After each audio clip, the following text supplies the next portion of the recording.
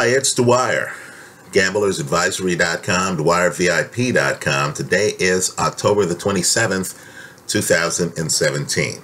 Remember, the opinion you should follow should be your own. Just consider this video to be a second opinion from a complete stranger online. Let's talk about the middleweight championship. You now have a new champion, Ryota Murata. He beat Hassan Endem. Some would claim he beat Endem twice. What's clear is he won the rematch because Endem, of course, pulls the plug on the fight, decides not to come out for a round. Right? Okay, great. Just know that Murata is being talked up by his promoter, Bob Arum. Right? Murata is box office gold. This is a guy who has a huge punch, has an excellent right hand from up close. He can go to the body as well. In the second fight, he's fighting a stick and mover, a stylist. That's who Hassan Endem is. Endem's on his back foot. Endem is throwing feints. Right? In the second fight, unlike the first fight, Murata is able to cut off the ring. Right? He's able to walk up to Endem, kill the corners of the ring on Endem, and then go to work with power shots. Now, just understand, though, that the fight, in my opinion, this is one man's opinion, is being widely misreported. I'm reading articles on well-meaning sites like boxingscene.com talking about how Murata destroyed Endem. Then you look at the film and you keep waiting for the destruction. Right? Don't get me wrong. Murata is doing better than Endem, but that's not a destruction. The surprising thing in the fight is that Endem actually quit. Right? That's the surprising thing. Now, maybe Endem had an injury we didn't know about. You saw Jürgen Brähmer quit against Nathan Cleverly. After the fight, we heard about some elbow problem. Maybe Endem had a problem with a joint. Maybe Endem had a problem with his vision, right? If you have a retina injury, for example, you'll start seeing spots across your vision, and some fighters value their quality of life outside of the ring. Whatever the reason is, Endem pulls the plug. He was not getting dominated in the fight, right? Murata, quite frankly, wasn't that successful in cornering Endem. Endem's not battered. Endem has his moments in the fight. His movement, in my opinion at least, did upset Murata. Also, there are different levels of punchers. You know what I mean. You see someone like Golovkin hit a guy flush, and the guy's on the canvas, hurt on the canvas. Right now, Murata has a punch, but let's just say it's not Golovkin level. Right? Murata is good in the moment. I don't consider him to be the best of his era. Quite frankly, in his weight class, let me name two guys right now who are better than him. In fact, let me name three guys right now who I think beat him in the middleweight division. Golovkin, Danny Jacobs, and Saul Alvarez.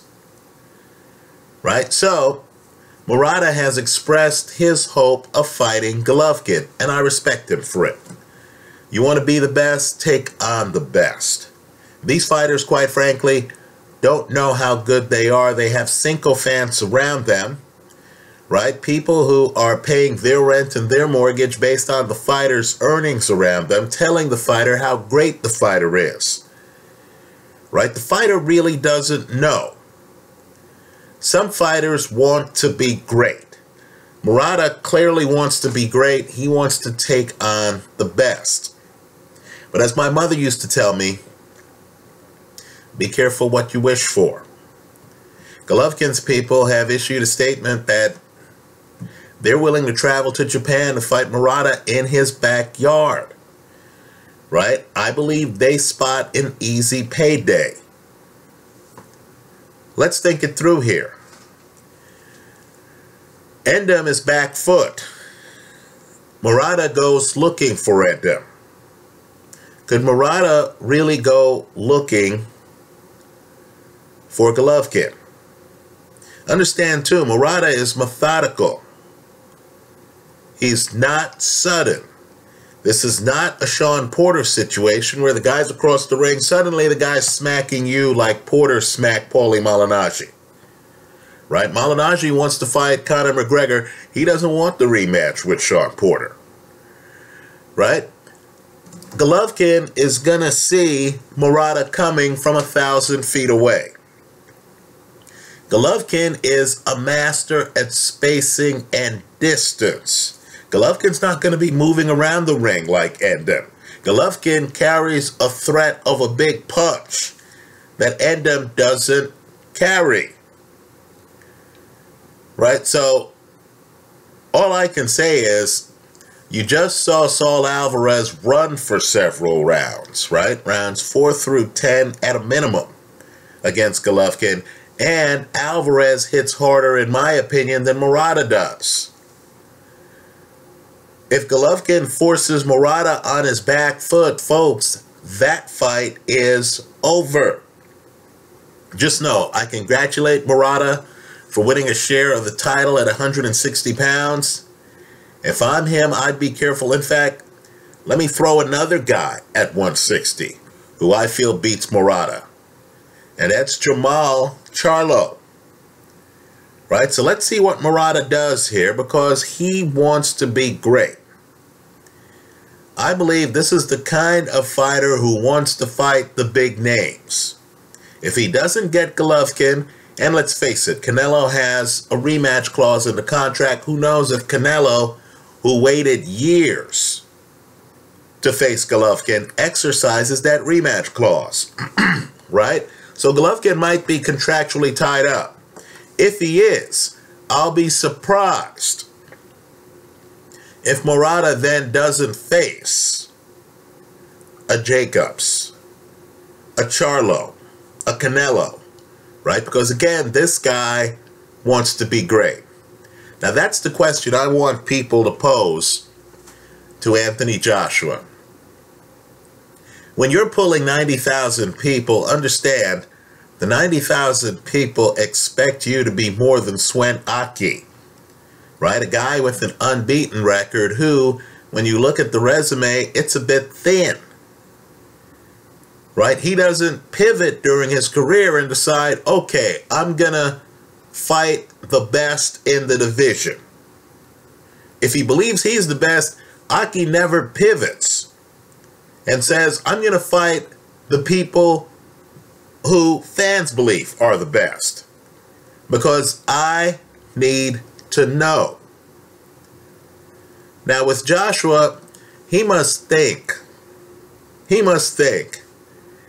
that we enjoy watching him beat up Eric Molina. That we want to see him fight the Carlos Takams of the world. That he's going to continue to pull 90,000 people fighting people other than an unbeaten champion with a high KO percentage operating in his era. Now, I don't care what Eddie Hearn has to say. I really don't. Right? About what Deontay Wilder has to do to earn a shot at Anthony Joshua. Right? We're hearing stupidity that Wilder has to fight Dylan Whyte to get a shot at Anthony Joshua. Folks, understand, Wilder's not a contender.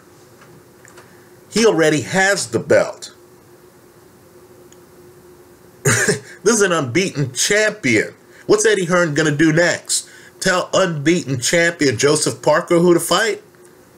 No. The real question here is, what legacy does Anthony Joshua want, Hearn's fighter? Because if he wants legacy, if he wants to be considered with the Lennox Lewises, the Alis, the Larry Holmes of the sport, then there is no way, none, zero, zip, nada. There is no way that he could continue to hold the belt for years without fighting Deontay Wilder and Joseph Parker. Right, let me tell you, the promoters here shouldn't be trying to tell Wilder who to fight. Rather, they should be grateful that Wilder wants to be great. That Wilder wants to fight Anthony Joshua. That Wilder's unhappy fighting the Bermains-Taverns of the world.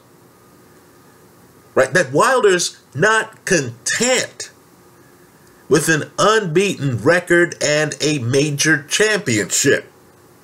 That Wilder wants to unify the middleweight title. If I'm Eddie Hearn, I would say, excellent. He's going to fight my guy. Together, let's make history. Right? At that point, as much as both camps would want their fighter to win, even more than that, both camps would want the fight to be a great fight. Folks, it's more than 30 years later. In fact, hell, it's more than 40 years later. I'm that old. Right? And we still remember the thriller in Manila. You think about Ali and Joe Frazier, folks, you don't even need to know about another fight. Right? Those are the legacy-making fights. You're telling me that some guy in the heavyweight division today thinks that he could avoid fighting other unbeaten, currently reigning heavyweight champions, and that he's going to still draw 90,000 fans? He's still going to be in the Ali-Joe Frazier conversation? You're kidding yourself. So look, Wilder wants to be great. He's calling out Anthony Joshua. If I'm Anthony Joshua, I accept the challenge. Right? Quite frankly, Wilder's game's a bit one-dimensional, in my opinion. Right? Wilder against a slow-moving opponent like Bermains-Taverne can make his foot speed and jab an issue and can win the fight from distance. But let's face it, when Wilder is coming to try to knock you out, he doesn't want you too close to him. You understand that big right hand is too much a part of his game. Right? He doesn't really have much of a plan B or a plan C. As I've said here before, Wilder's actually a safer pick for Anthony Joshua than Joseph Parker, who I think beats both of them. These are the fights that the Joshua people should be focusing on. There are only so many Eric Molina and Carlos Takam fights that we're going to tolerate before fans start saying to themselves, they want how much for this ticket? What seat am I going to get in an arena holding 90,000 people if I buy the cheap ticket? Am I really going to pay big money to see this guy fight Eric Molina? So Joshua, if he wants to be great, if he wants to do more than just hear what Larry Holmes has to say, if he actually wants to be Larry Holmes, right, he's going to have to fight Wilder. Let the Wilder people worry about the fights Wilder has.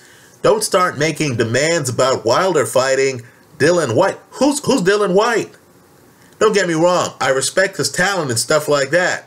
But we're in an era right now where you have 3 different guys who are unbeaten, holding heavyweight titles already. And you're going to talk about having Joshua fight, forcing Wilder to fight Dillian Whyte? Folks, that's a joke. That's a Saturday Night Live narrative.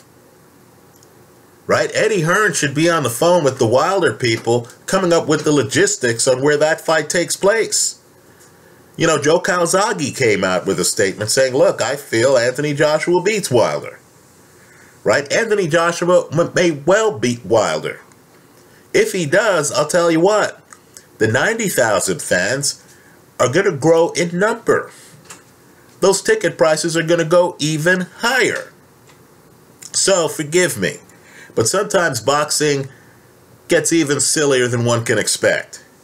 These Eddie Hearn comments about having Wilder fight Whyte are just downright preposterous. Right, folks? Wilder holds a title just like Joshua does. He's not a contender. He's a champion. If Joshua wants to be great, he'll find a way to make that fight happen. That's how I see it. Let me hear from you. I hope you leave your comments in the comment section to this video. Thanks for stopping by.